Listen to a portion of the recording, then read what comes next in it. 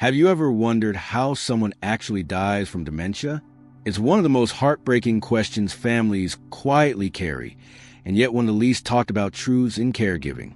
If you've ever watched a loved one forget names, lose abilities, or slowly fade into a version of themselves they never imagined, you know how painful dementia can be. But what truly happens at the end? How does the body shut down? What causes death and what doesn't? And most importantly, what can you do to make their final months gentler, safer, and more peaceful? Stay with me until the end of this video, because the final stage is almost never what you think, and many families aren't emotionally prepared for it. And if you want more videos that guide seniors and caregivers with compassion and clarity, make sure you tap that subscribe button. It really supports the channel. Now, let's begin. Chapter 1. Understanding what dementia really does. Dementia isn't just memory loss. It's a slow, progressive brain disease that affects every system in the body: thinking, emotions, mobility, swallowing, and finally, basic survival functions. Whether it's Alzheimer's, Parkinson's, dementia, Lewy Body, frontotemporal dementia, the journey looks a little different at first, but the ending is remarkably similar. Most diseases cause a sharp decline, like a steep slide. Dementia causes what experts call a staircase decline. The person declines suddenly, then stabilizes at a new normal. Then another drop happens, then another plateau, and this continues for years. Each step down is triggered by something, usually a fall, a urinary tract infection, aspiration pneumonia, a sudden period of confusion, rapid weight loss. Every time, they lose a little more function than they regain. This is why families often say things like, "Mom was fine, then suddenly she wasn't," or "Dad never really came back the same after that fall." And sadly, that's exactly how dementia moves. Chapter 2. The two main ways dementia leads to death. People often ask, do people die from dementia itself or from something else? The truth is both. 1. A sudden medical event. This is less common, but it happens. Aspiration pneumonia, a severe infection, a major injury from a fall. Sepsis from untreated UTIs. Aspiration pneumonia is one of the most frequent triggers because as dementia progresses, swallowing becomes weak. Little bits of food, liquid, or saliva slip into the lungs, leading to infection the body can't fight. In these cases, the decline can be fast and severe. 2. The slow shutting down of the body. This is the most common way dementia leads to death.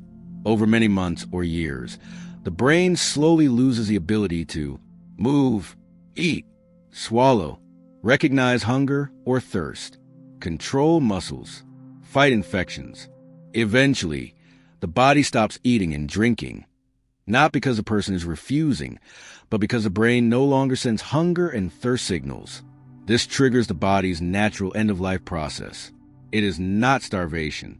It is not painful. It is a peaceful shutting down of the body systems. Families are often shocked by this, but hospice nurses see it every day. If this is helpful so far, hit the like button. It helps this video reach more families who need answers. Chapter 3. Why the final stage is usually peaceful. Many people imagine the final stage of dementia as full of confusion, fear, or agitation.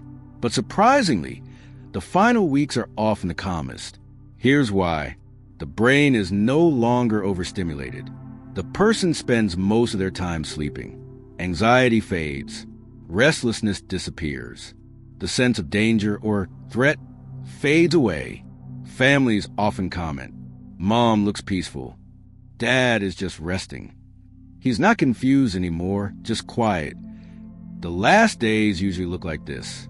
Very long periods of sleep, minimal eating or drinking, soft, slow breathing, cool hands or feet, very little communication, no signs of suffering. The body gently lets go. In fact, and this surprises most caregivers, 9 out of 10 dementia patients pass peacefully. Chapter 4, the real challenge, the long middle. The end isn't the hardest part. The middle is. This is the stage where families struggle the most. Memory lapses, mood swings, wandering, repeating, questions, fear, frustration, personality changes, anger, restlessness, night confusion. This is also the stage where the caregiver's exhaustion peaks. But please hear this. Nothing about dementia is your fault. You didn't cause this. You are doing more than enough. You cannot fix dementia. You can only comfort the person living with it. And comfort is powerful. If you want more calm, helpful videos that explain senior health in simple, compassionate language, don't forget to subscribe. Chapter 5. What actually causes a final decline? As dementia progresses, the brain loses control over swallowing, muscles, coordination, speech, mobility, digestion, immune response, bladder and bowel control. This is why you may see bedbound stage. The person cannot walk or sit upright without help. Difficulty swallowing. Food becomes unsafe. They cough while eating. Eating becomes exhausting. Weight loss, not from bad caregiving, but because the body cannot process food normally. Dehydration, natural, expected, peaceful. Sleeping 20 to 22 hours a day. Less urine output. This signals that the body is entering the active dying phase, which usually lasts a few days to a few weeks. And then the body simply stops. No suffering, no fear, just a quiet release. Chapter 6. How you can make their final months easier. You don't need to be perfect. You don't need to do everything. You just need to focus on 3 things.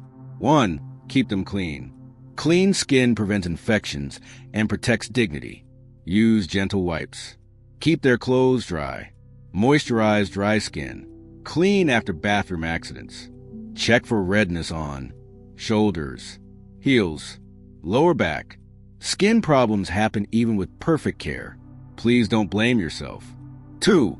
Keep them safe. Falls are the biggest danger. Use bed rails if appropriate. Keep floors clear. Add soft night lighting. Ensure shoes fit properly. Never rush them. Watch for dizziness. One small fall can trigger a massive decline. 3. Keep them comfortable. Comfort is not luxury. It is love. Soft blankets. Calm music. A familiar room. A warm bath. A gentle hand massage. Loving words. A peaceful environment. You don't fix the disease. You soften the journey. And that is everything. Let me know in the comments if you want a part 2 on how to emotionally cope as a dementia caregiver. Your feedback helps shape future videos. Chapter 7. If you know a caregiver, here's how to truly help. Most caregivers won't ask for help, even when they desperately need it. Here's what you can do. Drop off a meal. Bring coffee. Sit with their loved one for an hour. Let them shower or nap. Offer to run errands. Call to check on them. Remind them they're doing an incredible job. And if you are the caregiver, please accept help. You're not weak. You are human. And you deserve rest. Finally, the peaceful ending no one talks about. Dementia is one of the longest goodbyes. It takes pieces of the person you love, slowly, quietly, over years. But the ending is not violent. It is not chaotic. It is not frightening.